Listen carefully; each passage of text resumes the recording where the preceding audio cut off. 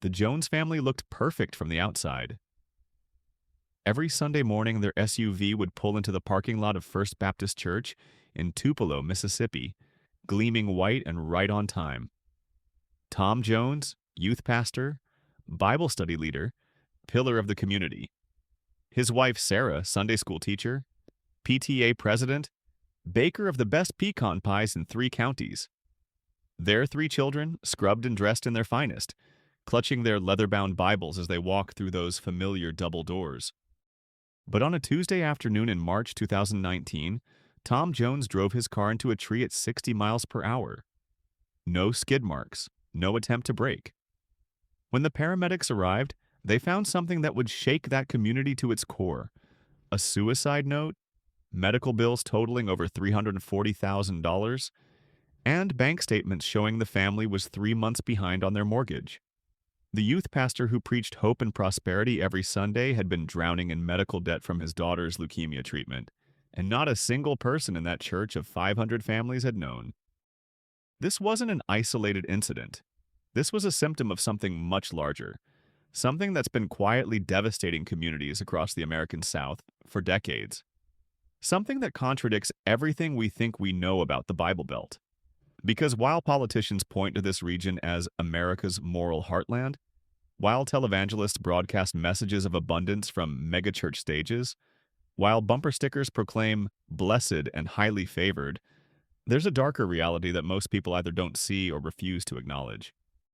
The Bible Belt is dying from the inside out, and the crisis isn't what you might expect. Let me be clear about what we're discussing here. When we talk about the Bible Belt, we're talking about a cultural and religious region stretching from Texas through Oklahoma, Arkansas, Louisiana, Mississippi, Alabama, Tennessee, Kentucky, Georgia, the Carolinas, and parts of Virginia and Florida. This is America's most churched region, where according to Pew Research data from 2021, between 40 and 60% of adults attend religious services at least monthly, compared to the national average of 30%. This is where you'll find more churches per capita than anywhere else in the nation. Where "what church do you attend" is asked before "what do you do for a living," where entire towns still shut down on Sundays. And it's also where some of America's most disturbing statistics are concentrated. Let me hit you with some numbers that don't make sense at first glance. According to the CDC's National Center for Health Statistics, 9 of the 10 states with the highest rates of obesity are in the Bible Belt. Mississippi leads at 39.7%, followed by West Virginia at 39.1%.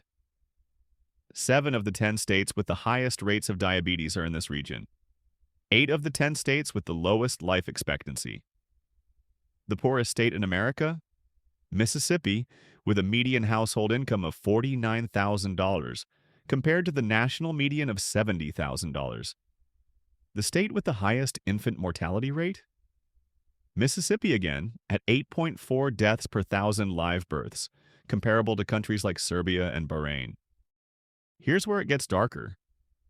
According to data compiled by the American Foundation for Suicide Prevention, suicide rates in rural southern counties increased by 41% between 2000 and 2018.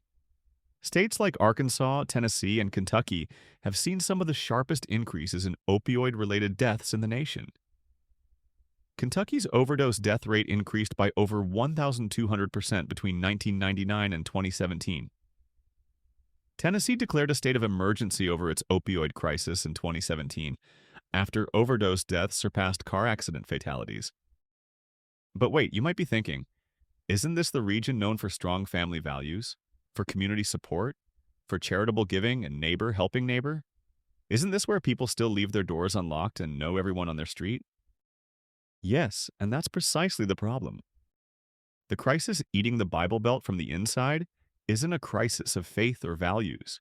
It's a crisis of silence, of shame, of a culture so deeply invested in the appearance of righteousness, of being blessed, of having it all together, that people are literally dying rather than admit they're struggling. Let me take you to a Wednesday night in 2016 at a church in rural Alabama. Prayer meeting night. About 40 people scattered across pews built for 300. The pastor asks if anyone has prayer requests. Hands go up slowly. Miss Betty needs prayer for her arthritis. The Johnsons want prayer for their son deployed overseas. Someone's cousin needs a job. Standard stuff. Polite suffering, acceptable problems. What nobody mentions, that Miss Betty can't afford her medication and has been splitting her pills in half to make them last. That the Johnsons are about to lose their farm to foreclosure. That the cousin lost his job because he's been battling a heroin addiction for 3 years.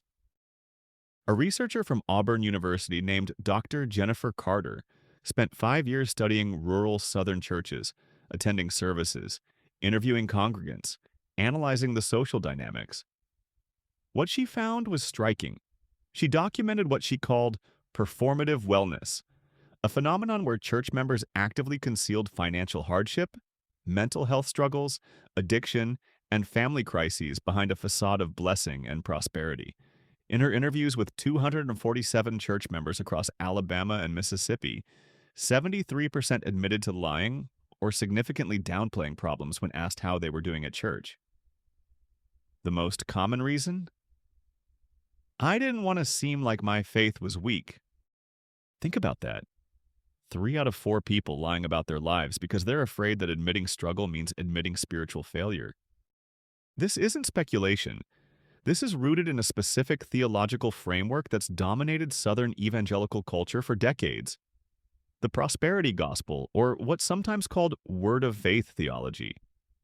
Now, before anyone gets defensive, I'm not attacking faith here. I'm examining how certain interpretations of faith have created a culture of toxic positivity that's killing people. The basic premise goes like this. God wants you to be healthy, wealthy, and successful. If you have enough faith, if you pray correctly, if you sow the right seeds, God will bless you financially and physically. Conversely, if you're struggling, if you're sick, if you're poor, it's because you lack faith. Your suffering is your fault. You're not believing hard enough. You're not praying right. You've allowed the devil a foothold in your life. This theology exploded across the South through televangelists in the 1980s and 90s. Oral Roberts, Kenneth Copeland, Benny Hinn, Joel Osteen, Paula White. These weren't fringe figures. They were mainstream. Their programs broadcast into millions of homes. Their books sold at every Christian bookstore. According to a 2006 Time magazine poll, 17% of American Christians identified as part of the prosperity movement. In the South, that number was higher, estimated at nearly 30% in some states. The message was intoxicating. You don't have to be poor anymore. You don't have to be sick. God wants you blessed. Name it and claim it. Speak it into existence. Plant a seed of faith and watch it multiply. And when it didn't work, when you planted that seed of faith, sent that check to the televangelist, confessed prosperity over your life, and still couldn't pay your electric bill, well, that was on you. You lacked faith. You had hidden sin. You needed to pray more, give more, believe more. I want you to pause and think about what this does to a person psychologically. Imagine you're struggling financially. You've been raised in a culture that tells you God blesses the faithful. You go to church and everyone around you seems fine. They're smiling, they're praising, they're testifying about blessings. You assume you're the only one failing, so you don't say anything. You smile too. You testify about small blessings while hiding the crushing weight of debt. You're isolated in your suffering because admitting it means admitting spiritual failure in a community where your spiritual standing is everything. This is the secret crisis. Isolation masquerading as community. Shame disguised as faith. People dying alone in crowds. Let me tell you about Melissa Atkins, a name I've changed to protect her family. Melissa grew up in a Pentecostal church in rural Georgia. Married at 19 to her high school sweetheart. 3 kids by 25. Her husband worked construction when he could get work. Money was always tight, but they managed. Then in 2008, during the financial crisis, his company folded. For the next 2 years, he found odd jobs here and there, but nothing steady. They burned through their tiny savings in 6 months. Started putting groceries on credit cards. Fell behind on the mortgage. Every Sunday, Melissa would dress her kids in their best clothes, the ones she'd bought at yard sales and altered to look new. She'd straighten her shoulders, paste on a smile, and walk into that church like everything was fine. When people asked how she was doing, she'd say blessed and highly favored, because that's what you said. That's what everyone said. Meanwhile, at home, she was watering down the milk to make it last, feeding her kids first and going hungry herself. Lying awake at night doing mental math that never added up, terrified they'd lose the house, afraid to tell anyone because what would they think? That she didn't have enough faith? That she wasn't managing her home properly like Proverbs 31 said a good wife should? That God wasn't blessing her family because of some secret sin? One night, after a particularly desperate Wednesday prayer meeting, where she'd said nothing about her real needs, Melissa swallowed a bottle of sleeping pills. Her 12-year-old daughter found her and called 911. She survived. And only then, in the psychiatric ward, did she finally tell someone the truth about her situation. Here's the twist that broke Melissa down completely. When word got out about her suicide attempt and the family's financial situation, 17 families from her church came forward to help. 17! People she'd been sitting next to every Sunday, people who had money to give, who wanted to help, who'd been waiting for her to just ask. But she never asked. And they never asked beyond the surface pleasantries. Everyone was playing the same game of pretending everything was fine. Where are you watching from right now? What time is it there? And here's what I'm really curious about. Do you live in a place where people are honest about their struggles, or is there pressure to pretend everything's okay? Drop a comment and let me know, because this phenomenon isn't limited to the Bible Belt, though it's particularly acute there. The economic reality of the Bible Belt makes this crisis even more devastating. These are not wealthy states. According to U.S. Census data, 7 of the 10 poorest states in America are in this region. The poverty rate in Mississippi is 19.6%, nearly double the national average. In Louisiana, it's 19%. These states have limited social safety nets, underfunded public services, and in many cases they've rejected Medicaid expansion under the Affordable Care Act, leaving hundreds of thousands of people in a coverage gap, too poor for insurance subsidies but unable to qualify for traditional Medicaid. So where do people turn when they're struggling? Historically, in the South, you turn to your church. The church was your safety net, your community, your support system. And this worked to some degree when everyone was in the same boat, when poverty was shared and acknowledged, when people openly admitted need. But something shifted in the late 20th century. As prosperity theology took root, as megachurches replaced small community congregations, as social media created pressure to curate perfect lives, the culture of mutual aid gave way to a culture of performance. Churches grew larger but less intimate. You could attend a service with 2,000 people and not really know anyone. The emphasis shifted from community support to individual blessing, from collective struggle to personal prosperity. The numbers bear this out.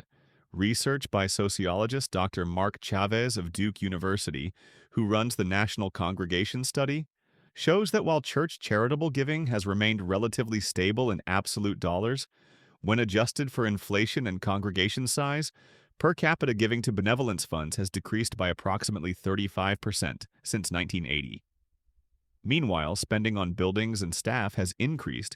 Churches are bigger, shinier, more technologically advanced.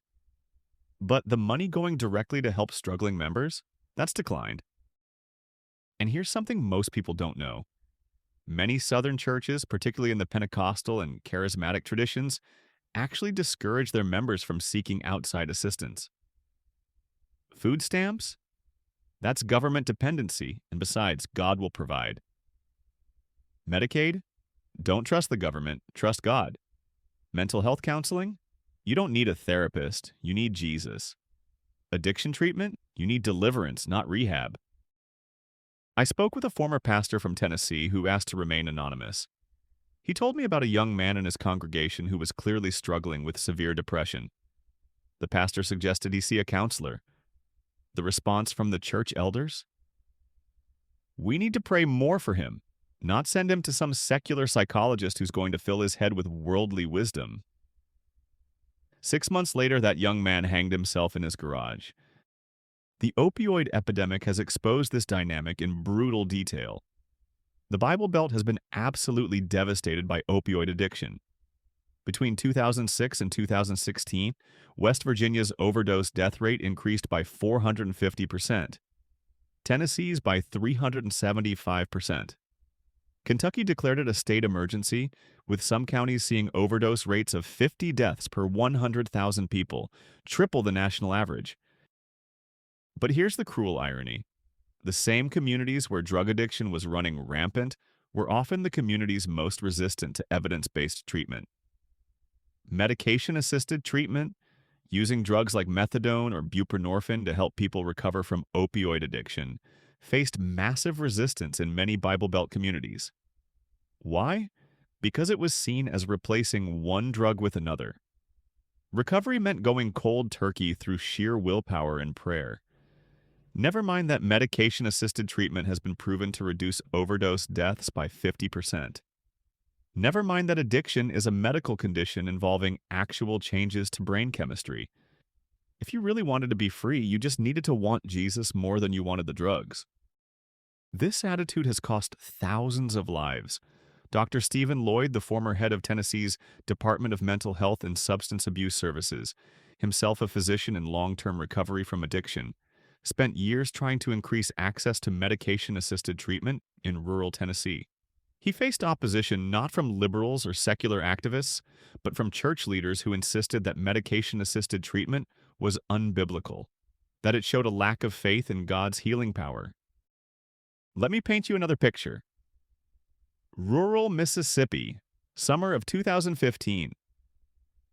A young woman we'll call Amanda, 23 years old, had been taking prescription painkillers since a car accident 2 years earlier. When the prescription ran out and doctors wouldn't renew it, she turned to the street. Oxycodone at first, then heroin when the pills got too expensive. Her family, devout Pentecostals, tried to help through prayer. They organized prayer chains. They had the pastor anoint her with oil. They performed what they called deliverance sessions, essentially mini exorcisms to cast out the demon of addiction.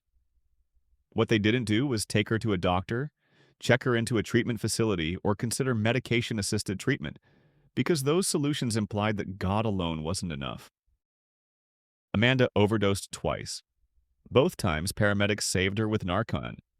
Both times, her family praised God for the miracle and redoubled their prayers. The third time, the paramedics arrived 4 minutes too late. At her funeral, the pastor preached about spiritual warfare, about the devil stealing precious souls, about the need for greater faith. What he didn't mention was that the nearest addiction treatment center was 70 miles away, that Amanda had no health insurance, that her family's church had a building fund of over $200,000 to add a new worship center, but less than $5,000 in their benevolence fund. I need to be super clear here because I can already hear some of the pushback. I am not saying that faith doesn't help. I'm not saying prayer doesn't matter. There's actually solid research showing that religious faith can be protective against depression, can provide community support, can give people purpose and meaning during difficult times. Faith communities at their best can be extraordinary support systems. What I'm saying is that when faith becomes a barrier to seeking help, when it creates shame around normal human struggles, when it prioritizes appearance over honesty, it becomes deadly. And this isn't just about individual choices. This is structural. This is about how power and resources flow through these communities. Let's talk about megachurches for a moment. The South is home to some of America's largest churches. Lakewood Church in Houston, with over 50,000 weekly attendees. Church of the Highlands in Alabama, with over 60,000. Gateway Church in Texas. Elevation Church in North Carolina. These are massive organizations with budgets in the tens of millions of dollars. Now, some of these churches do significant charitable work. But here's what many people don't realize. Churches in America are not required to disclose their finances publicly. Unlike secular nonprofits, which must file Form 990 with the IRS detailing their income and expenditures, churches are exempt from this requirement. So we often have no idea how much money they're taking in or where it's going. What we do know from investigative journalism and occasional leaks is that a significant portion goes to facilities and pastoral salaries. Joel Osteen, for instance, lives in a $10.5 million mansion in Houston. Creflo Dollar, another prosperity gospel preacher, successfully raised funds from his congregation to buy a $65 million private jet. Kenneth Copeland owns multiple aircraft and lives on a lakefront estate in Texas. Now, if you're watching this and you attend one of these churches, you might be thinking, but our pastor deserves to be compensated for his work. And sure, reasonable compensation is fair. But when pastors are flying private while church members are struggling to afford groceries, something has gone profoundly wrong. The tax structure makes this worse. Churches don't pay property taxes. They don't pay income taxes on donations. Pastors can claim housing allowances that are exempt from income tax, a benefit worth tens of thousands of dollars annually. According to analysis by the Secular Coalition for America, religious tax exemptions cost federal and state governments approximately $83.5 billion annually in lost revenue. That's $83.5 billion that could go to schools, to healthcare, to infrastructure, to social services. In the Bible Belt states, where budgets are already strained and social services are underfunded, this is significant. And here's the thing that really gets me. While megachurch pastors are preaching prosperity and living lavishly, their congregants, the people funding all of this, are struggling with medical debt, food insecurity, and housing instability at rates higher than the national average. A 2019 study by the Urban Institute found that 33% of Mississippi residents, 31% of Alabama residents, and 30% of Louisiana residents have debt in collections, meaning they've defaulted on credit cards, medical bills, or other payments. The national average is 26%. These are people who can't pay their bills, and yet churches in these states collected an estimated $4.7 billion in tithes and offerings in 2019 alone. If you appreciate deep dives like this, if this channel has given you something to think about, consider leaving a super thanks. It directly supports this kind of research-intensive content and helps us keep making these documentaries. But no pressure, just being here and engaging in the comments is enough. Let me tell you about what happened in Rutherford County, Tennessee, a place that perfectly illustrates this whole mess. Rutherford County is home to Murfreesboro, a city that's grown rapidly over the past 2 decades. It's also home to some of the fastest-growing megachurches in the South. According to county records, religious organizations own property valued at over $450 million in Rutherford County, all of it tax-exempt. Meanwhile, Rutherford County has one of the most aggressive court systems in America when it comes to collecting debts. An investigation by Nashville Public Radio and ProPublica in 2017 revealed that Rutherford County was arresting and jailing people for unpaid court fines at an extraordinary rate, often for minor offenses. People were being locked up because they couldn't afford to pay fines for things like driving with a broken taillight or letting their grass grow too tall. The county was funding its court system through these fines, creating a modern-day debtor's prison. So you had this surreal situation where church buildings worth hundreds of millions of dollars paid no property taxes, while working-class people in the same county were being jailed for debts they couldn't pay. And here's the kicker. When ProPublica interviewed people caught in this system, several mentioned that they'd asked their churches for help paying fines and were told the church didn't have benevolence funds available, or that they needed to have better faith that God would provide. The healthcare crisis in the Bible Belt is another dimension of this. The South has the highest rates of uninsured people in the country. Texas leads with 18.4% of its population uninsured. Georgia, Oklahoma, Mississippi, and Alabama all have rates above 12%. The national average is 8.6%. Part of this is political. Many Bible Belt states refuse to expand Medicaid under the Affordable Care Act, creating a coverage gap where people earn too much to qualify for traditional Medicaid, but too little to afford marketplace insurance. According to the Kaiser Family Foundation, over 2 million people in non-expansion states fall into this gap, most of them in the South. But there's also a cultural component. I've already mentioned the distrust of government assistance, but there's also something else. The rise of healthcare sharing ministries, which are particularly popular in evangelical communities.